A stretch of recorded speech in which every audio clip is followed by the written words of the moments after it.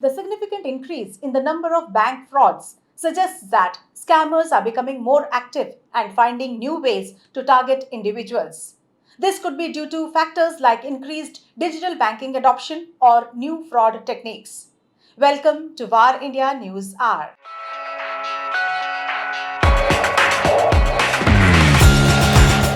The number of bank frauds involving credit or debit cards and internet banking has jumped nearly 5 times in both numbers of cases and the amounts involved. These account for nearly 1 in 10 rupees lost in bank frauds last year.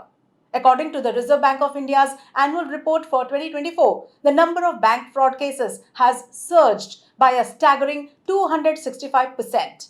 This sharp rise highlights significant vulnerabilities within the banking system, underscoring the need for enhanced security measures and stricter regulatory oversight. The report attributes this increase to the growing complexity of financial transactions and the sophisticated methods employed by fraudsters. The RBI is expected to implement new strategies to combat this alarming trend and protect the integrity of the banking sector. The report indicates a remarkable 46.7% decline in the total amount involved in frauds compared to the previous year, even when the absolute amount of cases has more than doubled. The report states over the last 3 years, private sector banks have consistently reported the highest number of fraud cases. Despite this, public sector banks continue to contribute the most in terms of the total fraud amount. At the same time, frauds in private sector banks predominantly involved small value card and internet transactions. In contrast, public sector banks faced significant frauds primarily in their loan portfolios.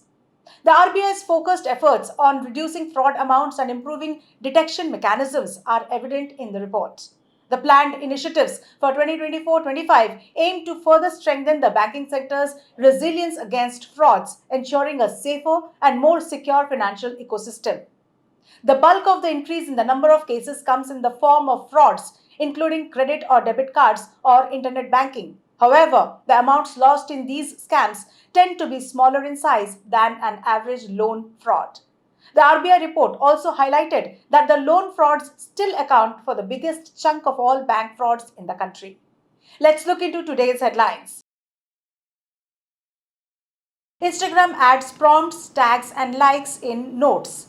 Instagram is bringing likes, tags, and suggestions to its Notes feature, transforming it into something closer to posts and stories.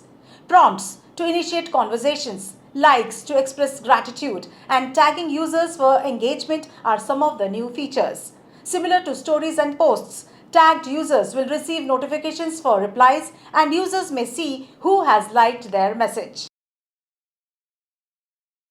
Google improves messaging experience via RCS message editing. Google has released a major update for Android that includes seamless hotspot sharing and device switching for Google Meet video calls, improving convenience for Android users.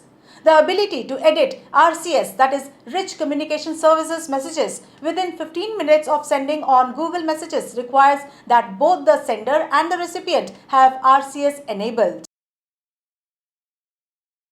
Apple and OpenAI agree on a billion-dollar AI deal. According to reports, Apple and OpenAI have reached an agreement to include OpenAI's state-of-the-art generative AI technology into Apple's software platform. This collaboration is expected to transform Apple's AI capabilities and possibly bring a sizable sum of money for OpenAI. If successful, this integration could yield billions of dollars for the AI startup, underscoring the high stakes of this venture. Anant Yadi becomes the primary shareholder of WeWork. Indian-born Anant Yadi acquired the majority of shares in the collapsed co-working behemoth WeWork. After graduating from IIT Delhi, he left India in 1968 to launch Yardi Systems, his own company, with his spouse.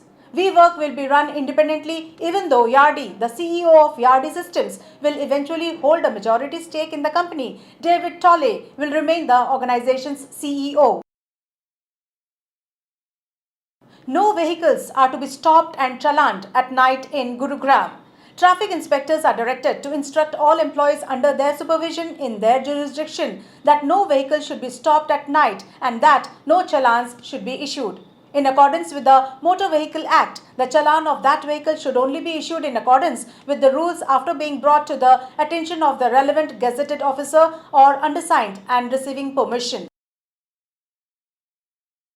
That's all for now. Please like, share, comment, and subscribe to VAR India magazine. You can download the VAR India app from Google Play Store and Apple App Store for more news and updates. Stay tuned. Thank you.